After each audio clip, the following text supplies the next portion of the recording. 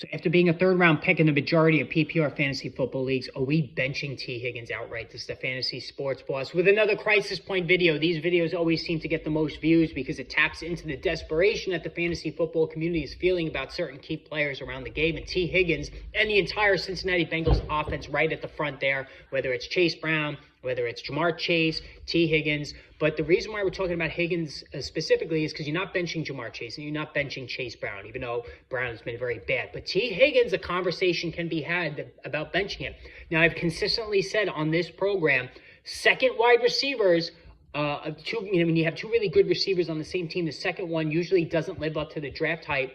Or the draft cost, I should say, whether it's Devontae Smith in Philadelphia, Jalen Waddle in Miami, T. Higgins in Cincinnati. All three of these guys tend to run very, very hot and cold. And for Higgins, with no Joe Burrow, I think we've reached a point where we might even bench him. Certainly, he's a flex at best, coming off a game where he caught one pass for 15 yards the week before, 3 for 56.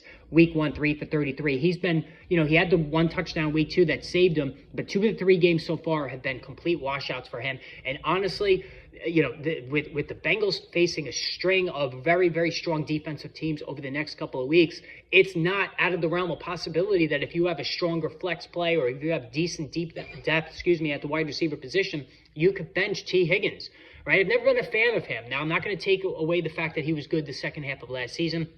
Always hurt.